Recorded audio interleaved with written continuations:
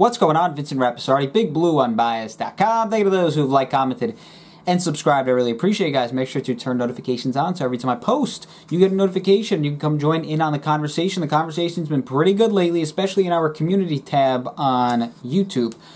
Also, I'm taping this on Thursday night, but on Friday night, tonight for those that are watching, I will be on the Niners All Day YouTube channel. It'll be a live stream, so be sure to check that out. In this video, I want to talk about Corey Ballentine. It looks like he's being phased out of a starting role with the Giants. We will also talk about Jabrill Peppers. Missed tackle percentage is fairly high for Jabrill Peppers considering his number of tackles, and I'll explain that. And we will also talk about Trevor Lawrence to the Giants. People are talking about it. I will talk about it as well. Okay, so let's talk about Corey Ballentine. He stinks. Okay, he's not a good player, and it's expected. He's a 6th-round pick. He's a former 6th-round pick in the 2019 draft. What do you expect? Especially at a tough position like cornerback. So if you look at the overall snap usage of Corey Ballentine, 92%. He played 92% of defensive snaps in Week 1. And, you know, didn't look great, right, obviously. And in Week 2, that went all the way down to 45%, as Isaac Yiadom went from 8% of snaps in Week 1 to 55% of snaps in Week 2. So I think you will continue to see that spike in snap total and snap usage for Isaac Yiadom, and you will see it go down for Corey Ballentine. Dane Duggan of The Athletic said he's pretty confident that Corey Ballentine's days as a potential starter for the Giants are just about over at this point, and can you blame the Giants? So far, Corey Ballentine has been targeted 6 times, allowing 5 completions for a touchdown and a passer rating of 151. And Isaac Yiadom is not much of an upgrade for the Giants, but I guess he's some sort of upgrade, right? So quickly, I want to talk about Jabrill Peppers. I was looking at his missed tackle percentage, and after watching him in Week 1, he really took a bad route on one play against the Steelers, a really bad tackling attempt. And already he has 3 missed tackles on the season. But I looked at his missed tackle percentage in each of the last 2 seasons, 2018 and 2019. Missed tackle percentage of around 12%, which is fairly high considering the amount of tackles that he puts together normally in a season. The last 2 years, less than 80 tackles. So for a guy like Blake Martinez, his missed tackle percentage, I think last year was around 10%, but he also had like 150 tackles.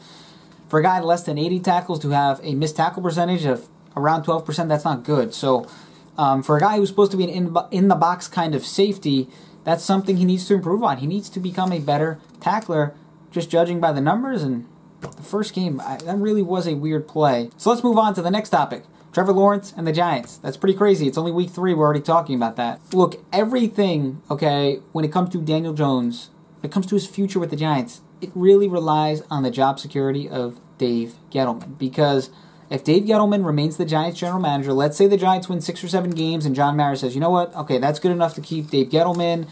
The rebuild or the development, I call them a developing team at this point. The developing team is developing. And Dave Gettleman stays, then Daniel Jones is the starting quarterback next year, and there's no question. If Dave Gettleman is fired, let's say the Giants win 4 games. They win 3 games. John Mara says, you know what? The Giants didn't take a big enough step. That's it, Dave Gettleman, you're fired. I think that even if Daniel Jones plays at an above-average level, he very well could be gone. When a GM comes in, he likes to pick his players, especially the quarterback position, because that's the most important player.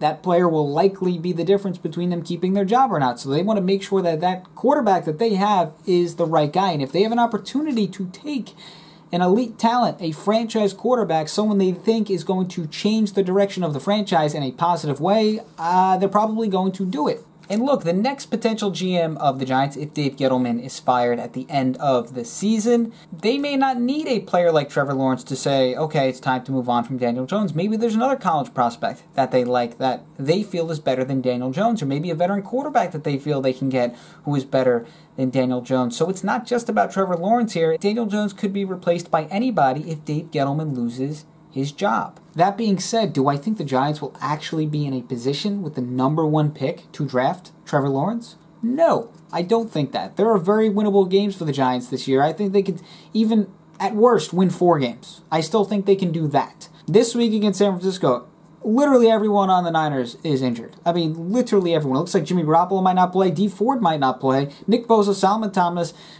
Richard Sherman, Deebo Samuel, they're already out.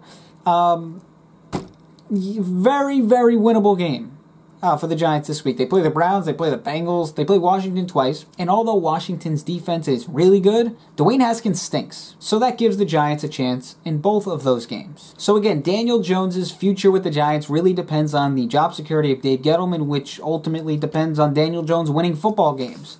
I mean, he obviously has to be productive, but at the end of the day, like I said, if the Giants win 6 to 7 games, Dave Gettleman probably keeps his job.